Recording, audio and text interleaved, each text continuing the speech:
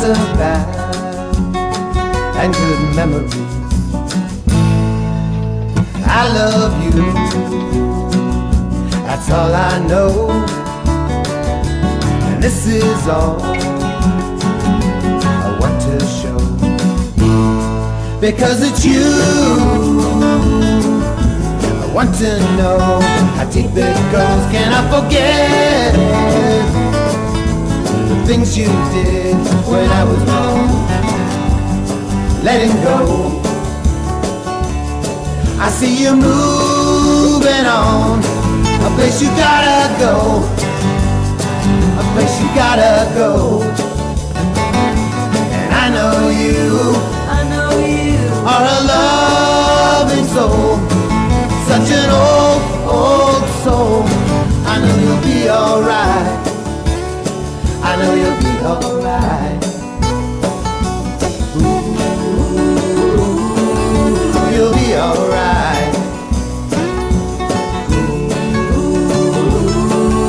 You'll be alright.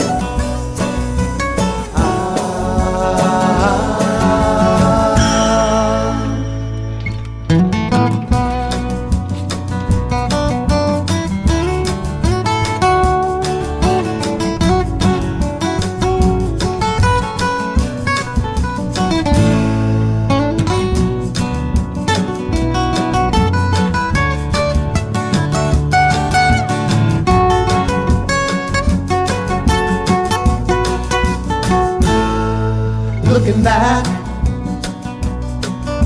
what do you see? Lots of bad and good memories. And I love you,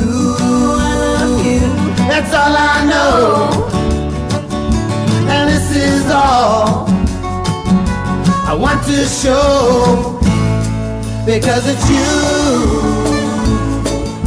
I want to know how deep it goes. Can I forget the things you did when I was wrong? Letting go, I see you moving on, a place you gotta go, a place you gotta go. And I know you are a loving soul, such an old, old soul. I know you'll be alright, I know you'll be alright. Ooh, you'll be alright.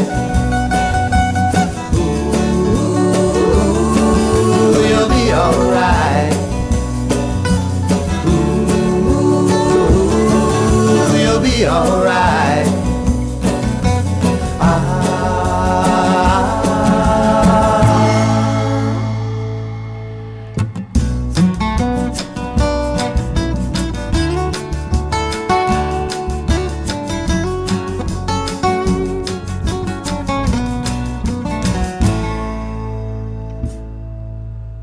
Good evening and welcome to the New Tribal Mind on KUBU Radio 96.5, the voice of Sacramento.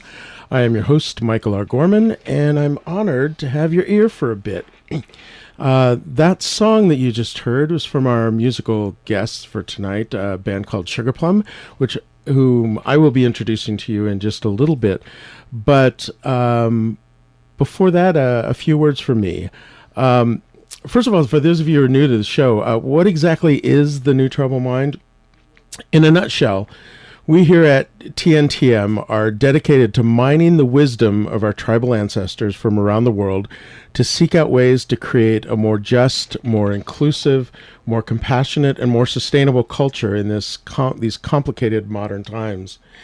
This show is not about nostalgia for the past or returning to the past, but rather about weaving the past and the present together in such a way that we can walk confidently into the future rather than stumble into it blindly. So those of you who have listened to the New Tribal Mind before know that we have a segment called Speaking of the News. Tonight I have to start off with Speaking of the News because the day before this taping, an issue near and dear to my heart and integral to the understanding of the tribal mind came up in the news. Today, as we're taping this, is Thursday, July 27th, 2017. And yesterday, by the way, and ironically, was the anniversary of the Executive Order 9981 by Harry S. Truman that ended racial segregation in the military. Here's how the Sacramento Bee article this morning began on the issue we're going to talk about. Quote, the Pentagon was blindsided by President Donald Trump's announcement on Wednesday and his administration would have blocked transgender people from the U.S. military. And the Defense Department has no idea how it will affect troops already serving. The president's declaration on Twitter saying transgender people would not be allowed to serve in any capacity came a year after the Defense Department under former President Barack Obama lifted its ban on transgender troops serving openly. If you've been following TNTM these past weeks, you have heard us discuss the general beliefs among the tribal peoples about LGBTQ people. Because they were part of the natural world, they were sacred. They were also considered an asset to the community because they had a perspective that more quote unquote mainstream people would not have. One thing that the tribal peoples had in common in ancient times was the fact that they took their wisdom, as scientists do, from nature. If it exists in the natural world, it is good and sacred, and it is up to us to make our peace with it if we are to live healthy and prosperous lives in harmony with our own ecosystem, the natural world. You can sum up our Greco-Roman culture's view of gender in terms of our tendency to binary, dualistic, oppositional thinking. There is male and there is female, and that's all she wrote. Of course, that means that there are a whole lot of basic human characteristics that we have to cram into those two words. Those characteristics include biological gender, our basic plumbing, intellectual gender, right brain versus left brain thinking, gender identity, whether we see ourselves as male or female or some combination, cultural gender expression, how we dress and act in expressing our gender, sexual orientation, the gender to which we are sexually attracted, emotional orientation, the gender with which we find the easiest to be intimate and have friendships, and spiritual orientation, our affinity with masculine or feminine deity and spiritual truth. So, how would the tribal mind see those aspects of gender, and by extension, how would science? Well, in the real world, none of these characteristics has only two sides, two possibilities. In fact, each of these things exists on a spectrum.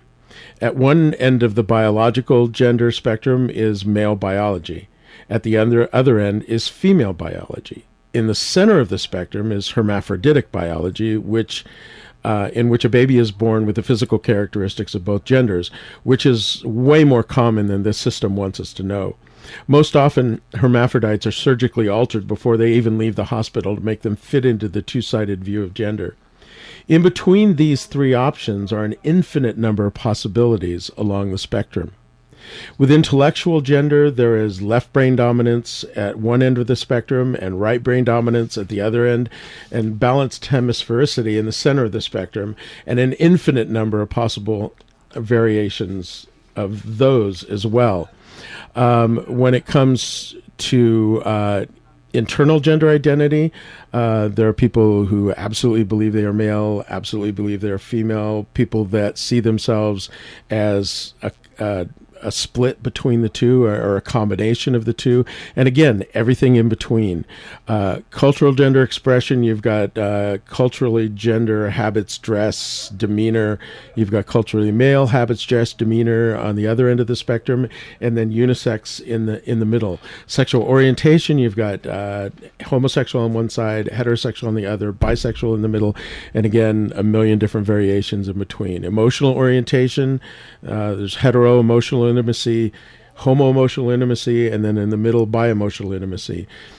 Spiritual orientation, people who tend to be very God-centered, people that tend to be very goddess-centered, and then people who have a mixed pantheon of both, whether in their actual deities or in their approach to deity. So basically, in the real world, and as the tribal people would see it, these things are incredibly complicated and incredibly diverse, and there's a million different variations possible as we see. And in the natural world, when we see a million different kinds of flowers, we celebrate it. When we see a million different kinds of people, we want to condemn a bunch of them. So each of these 9 characteristics we traditionally divide into male and female exist on a spectrum with an infinite number of possible variations. So what is 9 times infinity? A lot. And what do we do in our Greco-Roman cultural wisdom? We take all of these infinite possibilities, all of these infinite variations, and we cram them into 2 words, male and female. That is not just not reasonable. That's insane to take these infinite number of possibilities of variation in the human population and cram them into 2 words. This is why the tribal cultures never had only 2 words for gender, 2 categories of gender. It doesn't make rational sense. And yet it is this unscientific, exclusionary, irrational template that the current president is using to decide who is allowed to serve in the military, to sacrifice for the country. If you fit into our 2 artificial categories of gender, or pretend to, you get to serve your country. We truly need to re-examine the crazy biases of this Greco-Roman cultural paradigm we're living under. We need to listen to the wisdom of our historic elders, our tribal ancestors, the ones who actually paid attention to the truths inherent in the creation, in the natural world, our ecological home. To continue the way we are going, accepting without question our past biases, impoverishes our culture, weakens our military, and demeans honest soldiers who just want to give to their nation and protect the lives and freedoms of the people of the country that they love. So that is speaking of the news. I'd like to introduce you right now to our guests, whose band name is Sugarplum. Tom and Cindy, welcome to the show. Hello, hello. So pleased to be here. Could you tell us a little bit about yourself and a little bit about the band by way of introduction? Sure. Yeah. You wanna go first? Well, we've been together for about 5 years, and I can go into it a little bit. We used to have another member. His name was George Richardson. He started the band with us. And he hasn't been able to continue with us, so it's been Cindy and I for most of the duration of this. It seems to be something that musicians always have to deal with, is the coming and going of different band members. Right. Yeah, and we've had quite a few comings and goings. The thing we're lucky about is that we're all write songs. We're all songwriters, so we're Oh, not that's dependent good. on just one person. So you didn't lose your songwriter, Right. and then you're He's stuck a with, brilliant songwriter, but Tom also writes and I write and we co-write. So, yeah, George sort of brought us all together. I actually came here from Santa Cruz to hook up with George and do a bunch of recording of his original songs, and then he introduced me to Tom. So we played for about a year, and then he dropped out, and Tom and I kept going. We've had bass players, drummers, mandolin players, different people sit in with us for different events. We can be a full band, or we can just be a duet, and So as musicians, you not only have to be creative in the work that you do, you have to be creative in the process of like keeping a band together and reimagining the band Right. when somebody leaves. And here's the Yes. thing, because nowadays I do all the websites, I do all the artwork for our band, I do all the promotion, everything. So I have to always go in and change pictures. I have to go in and kind of tell our fans what's going on, and so that's a whole nother process. Wow. Yeah, whenever people like my parents thought that going into theater or arts or music was kind of like not a real job, but I think most people in real jobs would panic if they had to do what most artists have to do by just the nature of the beast. So, do you guys have a song for us? Or Tom, did you? Or I guess we could let you talk too. Or this kind of sums up, a lot of the stuff that I write personally is messages. Hopefully they're not preachy, but they're fun with a good melody, because we're in sore need of wonderful words and music as far as I'm concerned, and we just really want people to feel great. Like, close your eyes, have a drink of water or whatever you need to feel good, and just listen. You'll have a good time. So yeah, we it's what music for the soul. We try to be positive. It is important Yeah. because there's a lot of negative messages in the world. Yeah, we don't write too Yeah, many yeah. minor chord songs anymore. Even though those are the best-selling Like the ones I songs. grew up with in the Yes, Catholic and the Church. ones I love to those, sing. Oh, yeah, yeah. Okay, so this song's called Love Is All That Matters. All right, you ready? A one, Let's go. two, a 1, 2, 3, 4.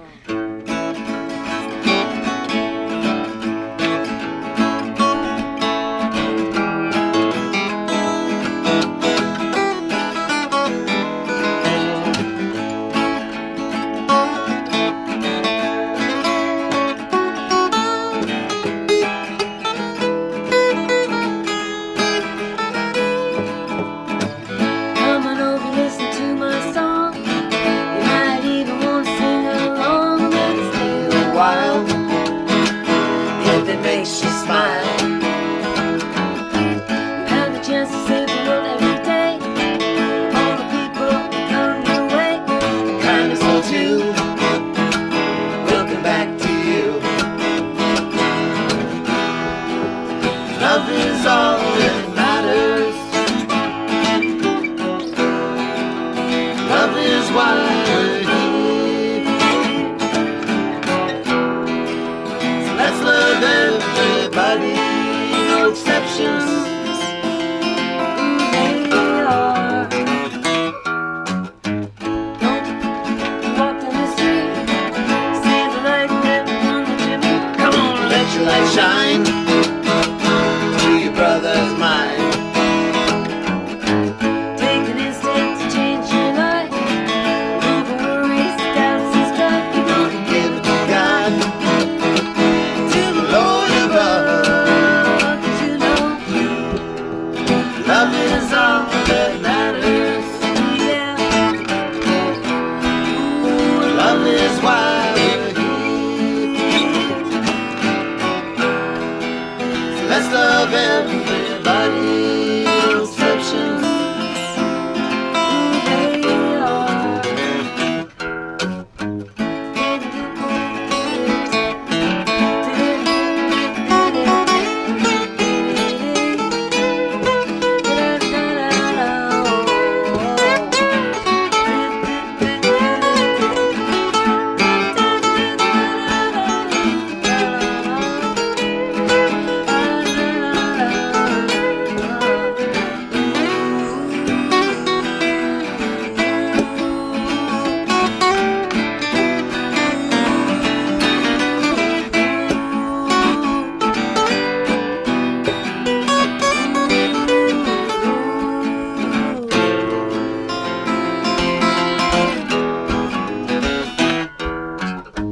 Don't you wanna put a smile on your face?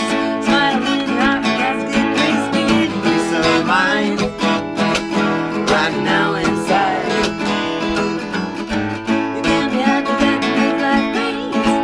Take a moment and arouse a teacup. Give it to you and give it to me.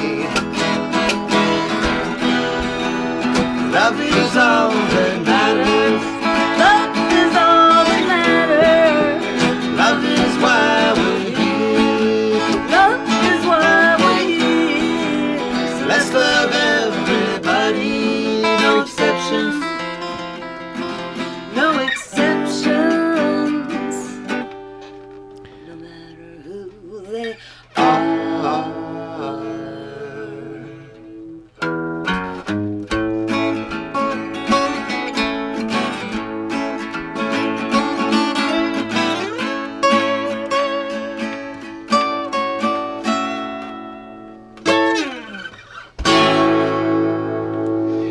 That was Sugarplum, you guys.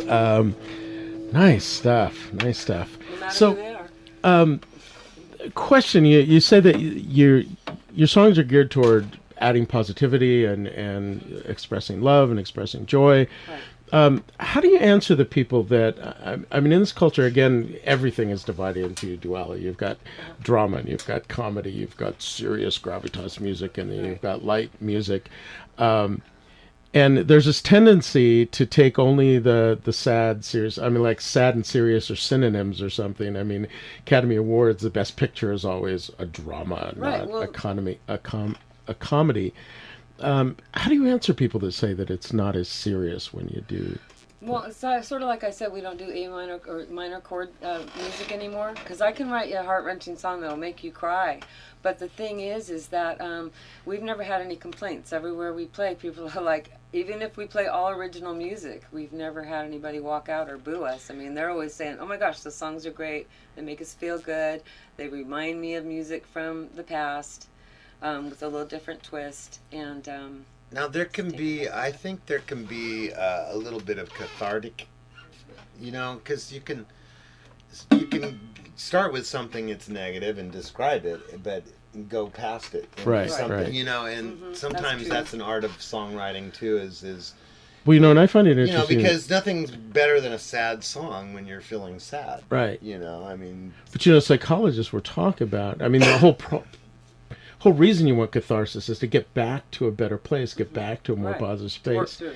And psychologists are constantly working to get us to be less negative, and yet Right. when it comes to the arts, people tend to take it less seriously, and we're actually doing what psychologists are doing, and very well. I mean, the power of music to lift people's moods is amazing. Right. well, for me, it's like I tap into a feeling, and I think what I used to tap into when I was a younger man, because I dealt with depression a little bit, so Yeah. I would tap into that kind of an energy of oh, I'm so sad, life is so tough, and and that was the messages I conveyed, and I think a lot of people do relate to that, Right, right. and that's why you can put on a sad song and it makes you cry, but I am at the point in my life where I want to be feeling uplifted. Well, and there is the cathartic aspect, but there's also the danger of spiraling down when you focus on the negative. With the tribal people, we have this artificial distinction between functional things and purely aesthetic things, and they didn't see it that way. That lifting people up and entertaining people was not contradictory to the arts having other functions in the culture, the teaching function, and you listen to kids songs and they uplift, but they also teach, and there's Right. you can have multiple processes going on at the same time. Well, I've kind of been always, I really don't care what anybody thinks kind of person. And Love I it. just go on vibration and who clicks with me and who doesn't. And I found the people that connect with us on our music, especially, or me personally, are, that's the vibration of people I want to connect with. And other people aren't going to get me or it anyway. So I don't fight that. I just Right. let what comes to me. It's always beautiful things, so I don't fight that. And I think inherently the tribal people understood that sort of butterfly effect, that when you Right. throw negativity out, it Right. comes back to you, and Right. and there's Right. enough negativity out there. We need to start Exactly. throwing out some positive stuff, You know, the butterfly effect makes good Absolutely. stuff. Well, we've had a couple different children tell us that they listen. This one little boy was listening to our CD every night. He said it made him feel so good when he went to sleep. And our neighbor that used to hear us practicing, he said the same thing. He goes, "Will you play those songs around 8:30 when I get to bed so that I can listen to your music? Because it makes me feel really Speaking good." of the butterfly effect, you get what you go to sleep with tends to infect your dreams, and Right. And there's something about music also that's just mysterious. And even as a guitar player playing, I can't fully fathom what it is I tap into sometimes. I call it spirit. right, It's right. just coming right through me sometimes. And the vibrational levels that are beyond words.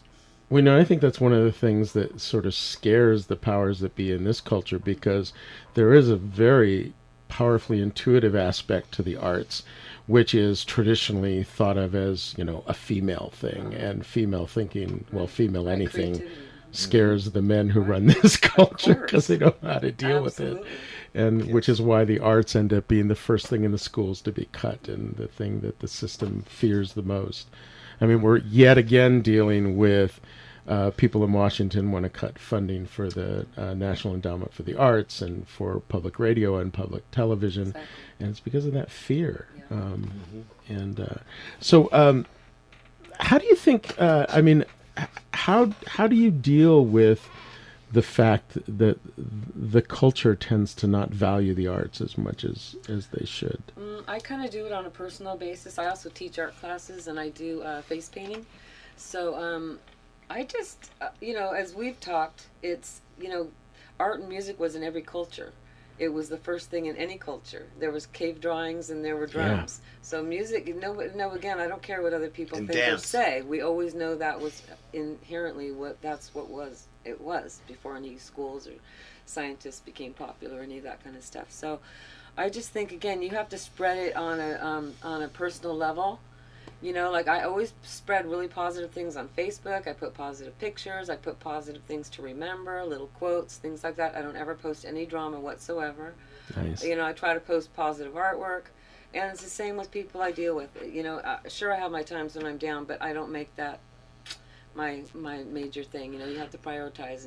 Well, no, even if you talk about things like science and math and technology being prioritized in the schools, to the exclusion of the arts, is a very unenlightened position, because all of the research shows that if you want to open the synapse between the hemispheres of the brain and increase kids' performance in every subject across the board, including math and technology and science, the arts is the only thing that does that. Right. The only thing that does and that. And it also transcends all gender, all different cultures. Yeah. You can travel anywhere in the world. I can go take out my guitar and I'll instantly have 5 friends. It's universal language. And they'll want to buy me dinner, everything else. And, like with kids around my area, I tell them, come over and do some art. I teach my grandkids art. Whenever I can, let's do some artwork.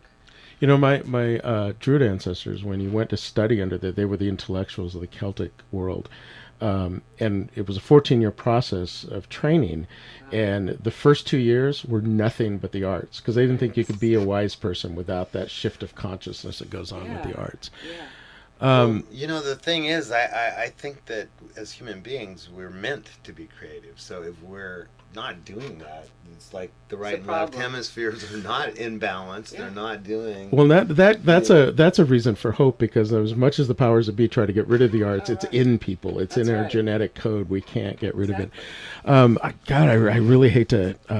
This happens all the time with the show. I think how are we gonna fill all that time? And then we get to we're just about to finish up the first half of the show, and we will be back with Tom and Cindy and sugarplum to talk about their art and how it fits in the culture.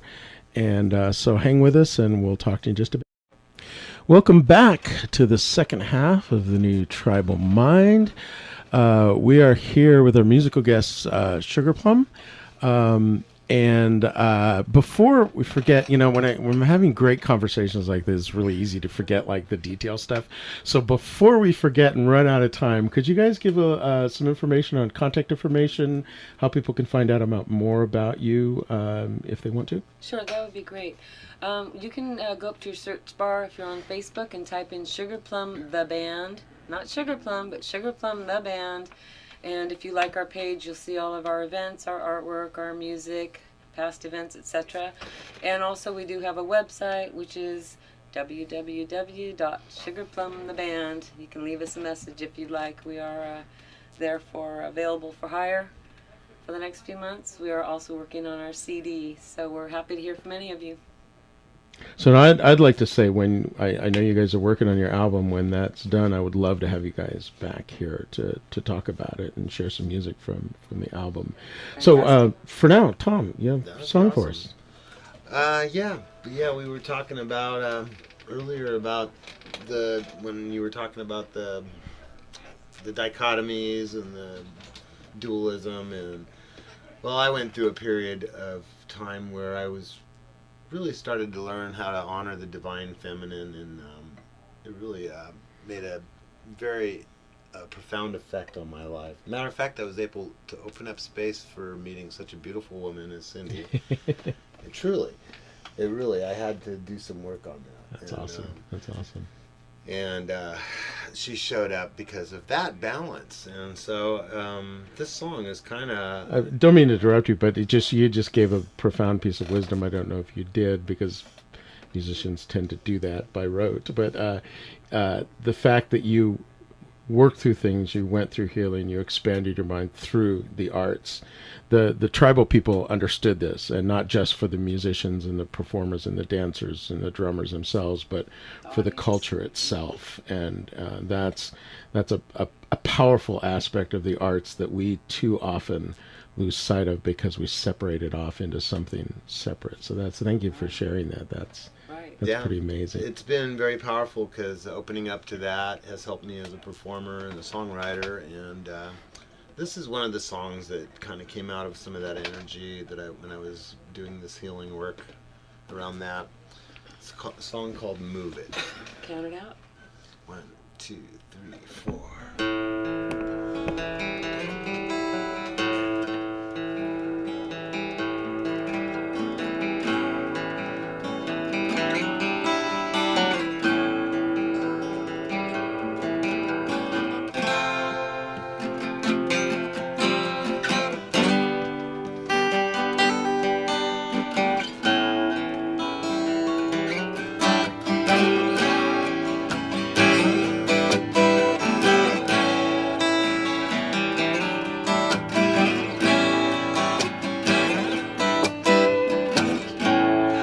To see you in your wholeness. I want to move right through my coldness. Though my mind keeps on wandering away.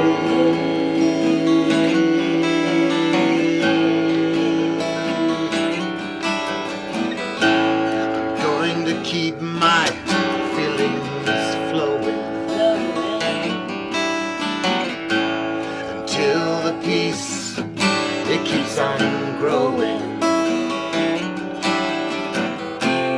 Though my mind keeps on wandering away.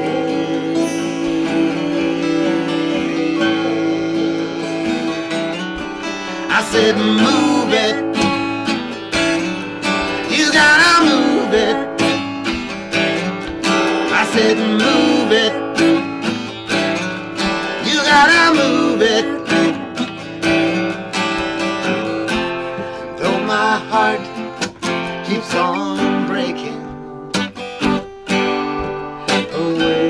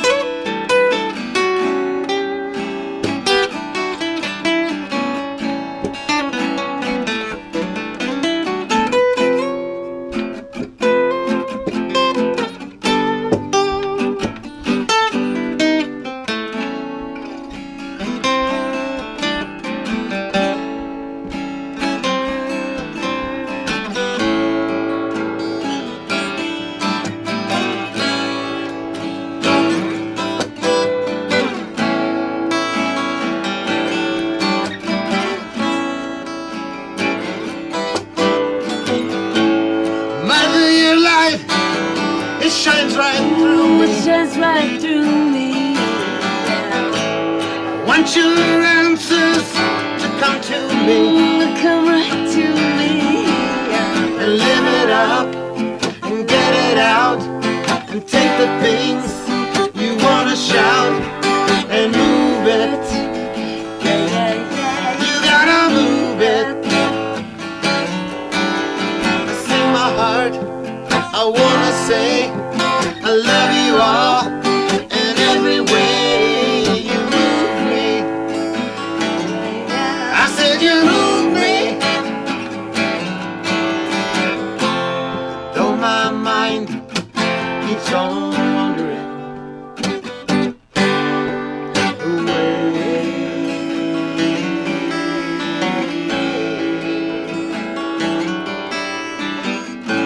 I want to see you in your wholeness. I want to move right through my coldness.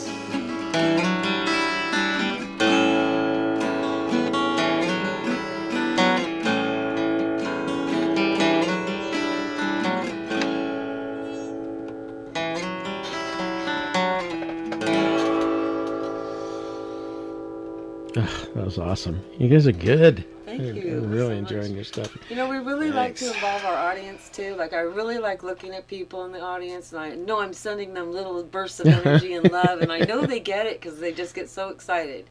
That's the thing for me. And when we record this, I want to put every ounce of that energy on our CD. So I don't care if people are at home or they're seeing us live. I want them to really feel that That's real love and woo magic kind of stuff. that's another piece of the power of the arts, is that sort of bridge building and that connecting.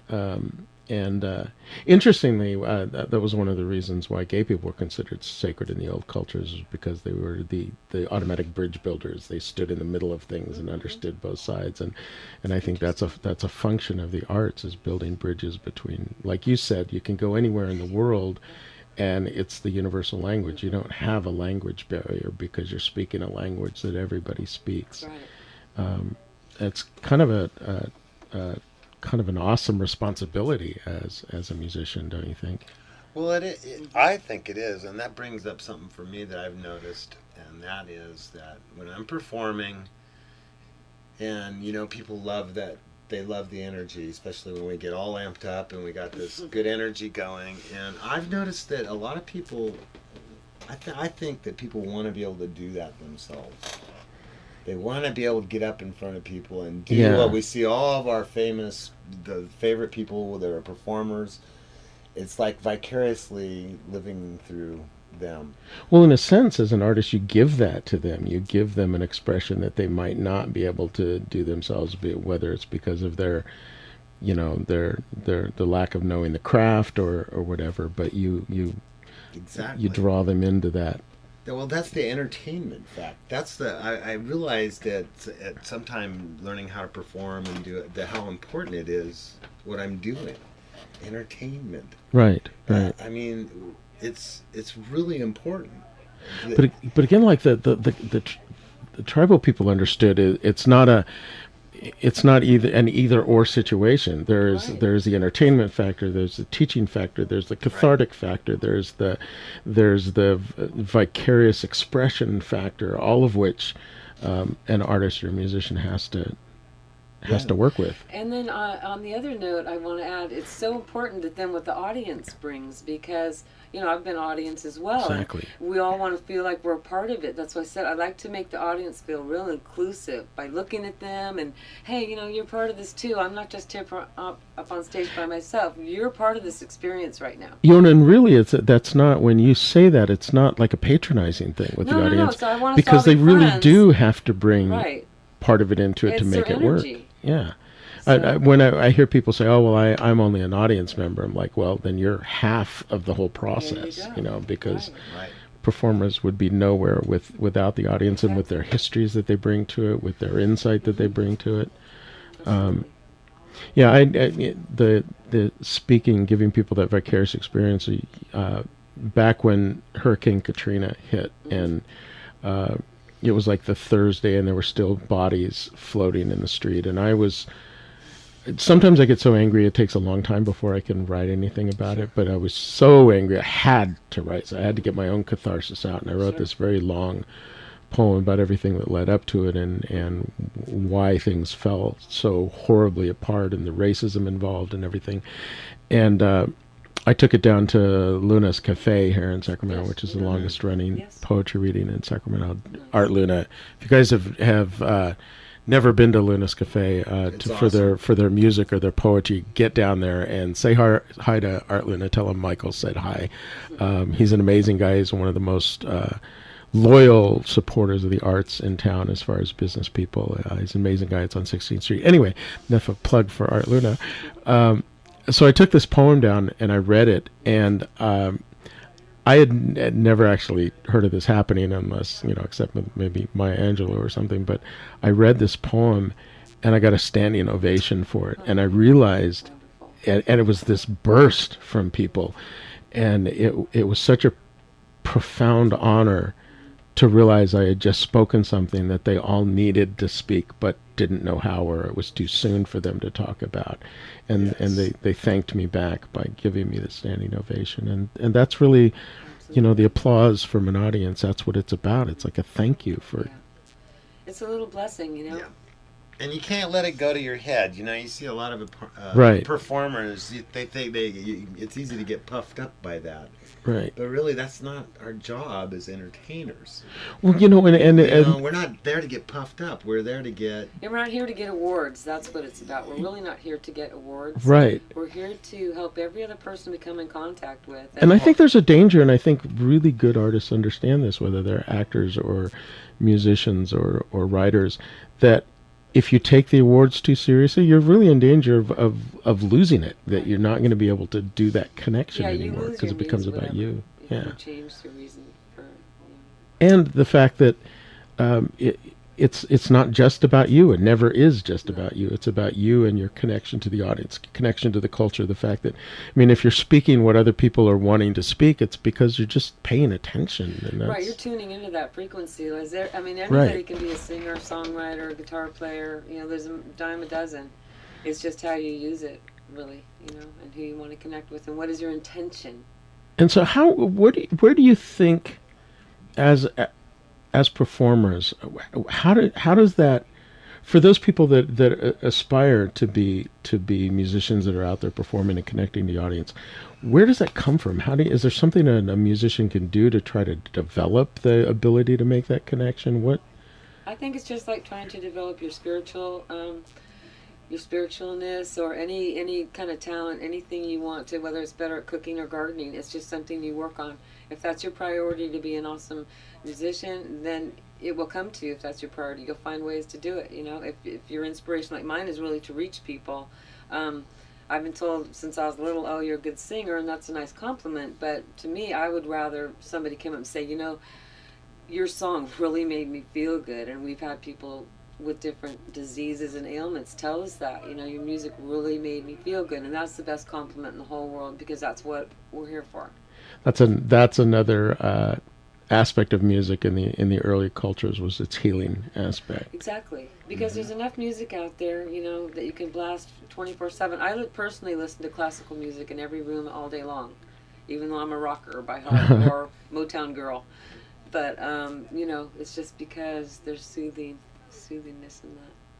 Well, something I used to tell my son when he was starting out as a guitarist and a singer and a songwriter. I said, you know, whatever genre you choose to perform in, the best performers are the ones who know the other genres, or are classically trained, or who pay attention to other types of music, because you bring that broad perspective into your own art. Bring a little from column A, a little from column B, you know. Exactly. Well, one of the things I think about this is there's a difference between, I've definitely found there's a difference between learning your material and performing.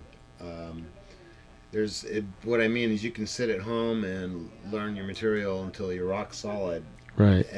but until you get out and play in front of people, I would say that's one of the pieces for you, saying to tell people what to do. I mean, go out and play in front of people as often as possible, because that's going to build your confidence the most. So you need to practice the connection with the mics audience, all and like to around the practice place. the music. Yeah. That's Open exactly. mics, sing on the corner. I mean, Can't sit in your garage and play for years if you're not So that brings the people's fear of failure when you go out. Exactly. Right, but if you're going to be an artist, you have to be your public domain. You're up for, you know, people can say whatever they want, so have your confidence and use anything negative to just make you, no, I'm not that, I'm this. You know, you have to have thick skin to be a performer or an artist. Not everybody's gonna like. Not everybody likes our music. We've And got you people just have tell to us say, they don't like our you music. have to So know it in your heart that it's good. Yeah. Well, a little anecdote. I was taking a playwriting class at Sac State, and we had this little book by Oscar Hammerstein, who's like one of the best known lyric book writers in history, and his major hits on Broadway. Right. And he said, I'm going to do something in this book that I never thought I would do, but you know, for those of you who are like really afraid that you can't cut it, that you're going to fail, said, I'm going to share with you a script I wrote when I was first starting college. And he shares, it was god awful. Oh my God, it was horrible. And I'm like, whoa, that's Oscar Hammerstein at a monumental. So have you guys ever had any like monumental fails in oh God, all the time. in your past. Can you tell us about one or two of them? For the sake of those people who are thinking, I can't ever be like that. I can tell you, my two sisters, I used to go out with them a lot, dancing, whatever, clubs in San Francisco. And my one sister used to sneak behind my back in any band. Oh, my sister's this great singer. She wants to sit in with you. And I can't tell you the times that either it was the wrong key, so I sounded flat, or I didn't know the words, and you just have to keep going. Yeah. And tuck your head between your legs and crawl back to the table and start again. Yeah. I think that's when I started writing a lot of my own material, too. It's like, and then I'll just do my own material, so. I'll remember the lyrics that way. Yeah. Although I never remember my own poetry. I always have to have it in writing. Yeah. That's that. Well, yeah, years ago when speaking of monumental fail, I was doing an open mic and I completely forgot the song and stopped. And my girlfriend at the time was just mortified. She was just like, "What?" She looked at me and said, "What are you doing?" And it was at Fox and Goose over here years ago. Were you playing with her? I was playing with her, and she was just, I totally embarrassed the heck out of both of us, man. And so I never stop anymore. Yeah. It's like, no more stopping. You got to pretend you didn't make a mistake. Well, that's what they tell you in theater, just get in character and just whatever, just keep on plowing through no matter what. I think if it's that horrible, at least make a joke, stop the guitar, and then you could go on. It was definitely the most awkward I've ever felt in front of a bunch of people. Well, and the audience doesn't have the chord progressions and the lyrics, so unless it's really bad, they won't even notice, which is that was really bad. Good and sad all the time. That's awesome. Well, I remember once my son, when he was younger, asked me a question, and after I gave him an answer, he goes, "God, Dad, you are so wise." And I said, "Yeah, don't let old people fool you. And we've just lived long enough to F up and learn from it." It's like, you too will have your opportunities to F up and learn from it. Because it's true, we learn so much from our mistakes, and they're more memorable because we never want to go through it again. Hopefully. So tell me about, speaking of music's place in the culture, bringing it down to more specific, what is your vision for yourselves as a part of this culture, as musicians within this culture? Well, I'd really like to have our music be, we have fans worldwide because we have had a few websites out for about 5 years. So we do have fans around the world, just about every country. And I really just want more and more people to hear our music. And the big vision is, of course, doing some tours and concerts, that thing. But I've always wanted to give back. I've written a few children's books, and I have a real thing that I love children so much. I would love for a part of our proceeds to go to, helping children. Basically, I don't think any child should ever go to bed hungry or even be hungry in the middle of the day. Agreed. So my thing was always like, hey, we get people to go to our show, and 1/3 always goes back to children. Because then you feel great about going to the show. Kids can tell their parents, hey, I'm giving to charity by going to this show. Yeah. It's a win-win-win. It's a win for us, it's a win for them, it's a win for kids. So that's my larger vision. That's cool. So, do the arts really have the power to change things, other than the obvious of providing money for people in dire situations, people that are hungry, and if so, how? Well, I always think outside the box and have so many ideas. I mean, I've sold art so many different ways. Before I even went and got my art degree at Long Beach State, I was always doing things. I was making blankets for people and selling them to people that I worked in offices. I'd be painting them on pots. People came by on my lunch break. Oh, what are you doing? Can I have 5 of those? There's just always a way to sell something or get money for your art.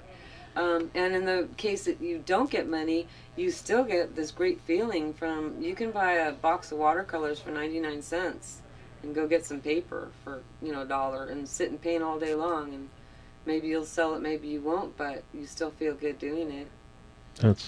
That's true. I think we tend to, again, because we tend to box things in this culture, there's either there's the successful artists, and then there's a not. It's like, whereas in the tribal culture, it's like everybody. It's still in Ireland, which is where the Celts the Celtic culture lasted the longest. Right. You know, you don't pay taxes if you're any kind of an artist Wow. because they see that as a central role, and they revere their musicians and dancers and artists. I mean, I was a rock star because I was a poet. Everybody wanted to Nice. take me out for a drink or take me out to Right. dinner, and you know, they have poetry on their paper money. It's just everywhere in the culture, and everybody does it. I mean, not everybody has the illusion about being the great musician or the greatest singer, but everybody does it because there's a place for all levels Exactly. of art. And you know, the thing about music is that the messages that with the words and the music combination that you can get across are it's amazing. I mean, and it can be good or bad. And I have felt like there's just so much focus on negative stuff in the world that part of my intention with this group is just really to bring some positive energy that people, that kind of soothes people. Like our moniker on our one of our posters is music for the soul.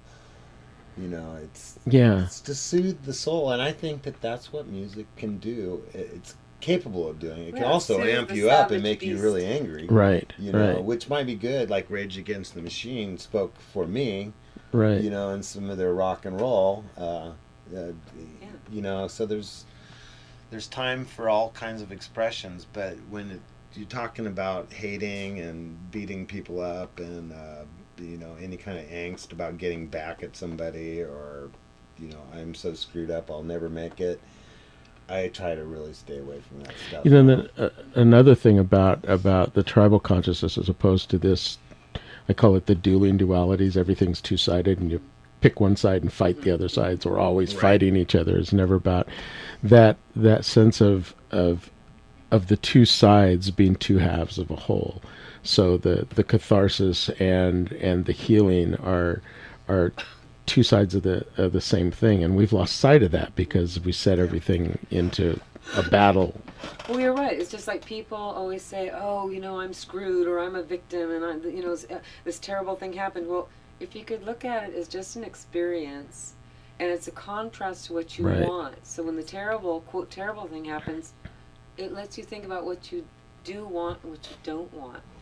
So you see what you do want, and then you can take that as a positive, because I don't like this. So I don't want this to happen. So I'll focus on the positive of what I do want to happen instead. Right. Wallowing in the what you don't like. It's funny sometimes when I talk about my own history with, you know, I've been through some pretty horrific stuff. But I sometimes, when I'm in a good frame of mind, I forget that it's horrific stuff. It's just like that stuff that happened that I learned some really cool stuff from, and that helped me make me who I am. And I'll start talking about my life and get this deer in the headlights look from people like, why didn't you slit your wrist? I'm like, oh, wait, yeah. Well, the problem becomes when you start to redefine yourself continuously every day about all that stuff that happened way back when. Right. You know? Right. That's the real unhealthy thing. Yeah. You know, Yeah. I get to redefine myself anew from today. Exactly. You know, and forget about the old story.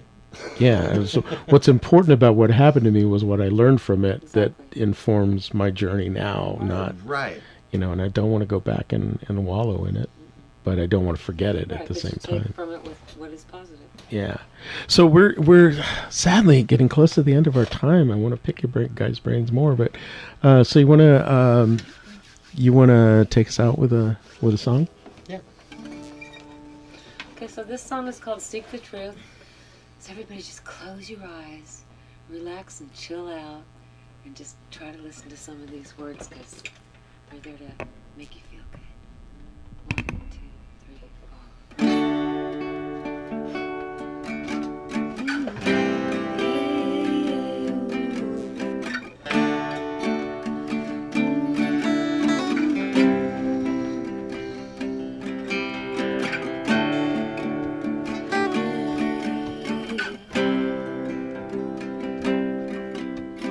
Take the time and close